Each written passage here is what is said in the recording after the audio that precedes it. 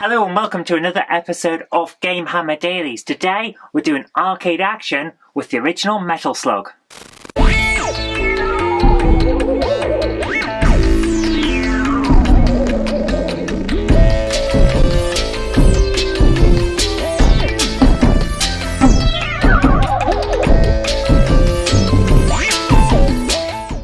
When I was a child, my genre of choice was a shoot 'em up. I got hooked on these things early on. The first game I ever played on my beloved Amstrad CPC 464 was Space Hawks, a clone of Galaxian that I still enjoy coming back to for a quick session even today. As the years went on, I also branched out into side-scrolling beat-em-ups like Robocop, Renegade and Final Fight. So when I first came across Metal Slug, it was like the stars had aligned and I had glimpsed the heavenly world beyond this one. It was beauty that I couldn't possibly describe, and I fell in love with it immediately. Only it wasn't Metal Slug that I'd seen, it was Metal Slug 3, the one that is widely regarded as the best of the series. We'll get to that one soon enough, but for now, let's start at the beginning and take a look at where this superb series began its life. The year is 1996 and the Sega Saturn is already dead in the water. PlayStation rules the roost and the 32-bit era is upon us. I've moved away from the world of consoles by this point. I'm very much a PC gamer, playing the likes of Civilization, Star Wars X-Wing and Doom 2 on my Amstrad Mega PC by this point. And yes, it was a problem to play Doom 2 on a 386 SX25, but I managed it. And yes, okay, I might sometimes slide that front panel on the Mega PC across to play a bit of Sonic 2, but for the most part, my console gaming days were behind me until Grand Theft Auto 3 came along to pull me back into the PlayStation 2's warm embrace. So, the initial release of Metal Slug on the Neo-Geo passed me by. I would hear mention of it here and there over the years, but it wasn't until DJ Slope of Slope's Game Room came along with his Metal Slug The Complete History video that I would actually see this game being played. My jaw dropped.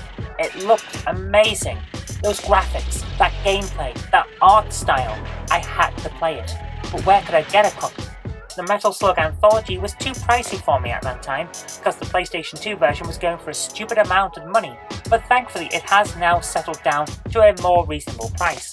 But there were some individual games in the set from later in the series that were more reasonably priced than the Anthology, so I picked up one of them, slipped it into my little pink PlayStation 2, and had one of the best gaming sessions of my life. From that point on, I've been in love with these games. I had to play them all. When the price leveled out on Metal Slug Anthology, I finally managed to track down a copy. It had the first 6 games on it plus the remake of Metal Slug 2. So I slipped that disc into the drive, fired up the original Metal Slug, and prepared to drink in all it had to offer. It's not as good as Metal Slug 3. Let's get that out of the way right from the start. Metal Slug starts out very nicely. It's leagues ahead of most of the other run and gun games, especially the ones that were available by the mid-90s. But there is room for improvement. There are points where the game just slows to a grind. Some of the waves of enemies go on a little bit too long, and there are no sci-fi elements. Those are the bad points in my view. The good points, sure, they far outweigh them, but I had to get that out there. Basically, this is a brilliant game with some noticeable drawbacks. It's a great start to the series, however. With regard to the grind, I found that there was at least one point in almost every single mission where the game stopped scrolling just so it could throw wave after wave of enemies at you for a while. To me, this feels like padding the game out. It's unnecessary difficulty in an already difficult game. And while at no point did I feel like I was being drowned in a sea of bullets that I couldn't possibly dodge, it did feel like the game was laying it on a bit too thick to be fun. If you've ever felt the same about this game, persevere. It is worth it, but nevertheless, it is an issue. But the game is still so very full of humour and great art. The core game loop is solid. You run, you gun, you dodge, you repeat until the mission is over. It's simple to pick up, but difficult to master. The perfect arcade game setup. I always felt like I could have dodged any bullet that killed my guy, mostly because I'd accidentally jumped into that bullet instead of ducking, but that's on me. That's the sign of a good game. Graphically, the game is stunning. It's like comic art come to life, and it's absolutely fantastic.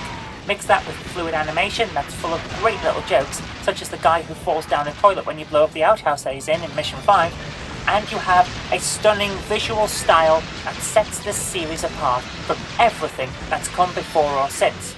When you see a screenshot or a video clip of Metal Slug, you know you're looking at Metal Slug. There's nothing else like it. The music is also brilliant. It's a rocking tune with military overtones that fits perfectly with the game. I can't fault it whatsoever, it's just great. Okay, sure, I've heard better, but it's rare to find a tune that fits just so well with the game, yet doesn't divert your attention from the gameplay. So I'm going to give this soundtrack 2 thumbs up. All in all, there's a hell of a lot to like about Metal Slug. It's a fantastic run and gun game, and if it had been the only one in the entire series, I think we would have all come away from it wanting more. Its major fault is basically that several of its sequels eclipsed it, but I don't think that's something that we can legitimately fault the game for. Perhaps some of the bosses aren't quite as, aren't quite as ornate as some of the later games, and yes, the final fight is basically just you shooting a helicopter a lot, but the core mechanic is there, the gameplay is there, and even the bosses that are a little bit dull are pretty good fun to fight. So, all in all, I can't fault it there. In the end, it's a damn fine game that you really should track down and play. Despite its flaws, and let's be honest, those flaws aren't that bad, I definitely recommend it.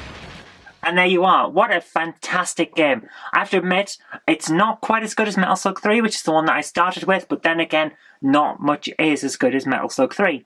But it's still a brilliant game, and I highly recommend it. If you get a chance to play it, definitely take it.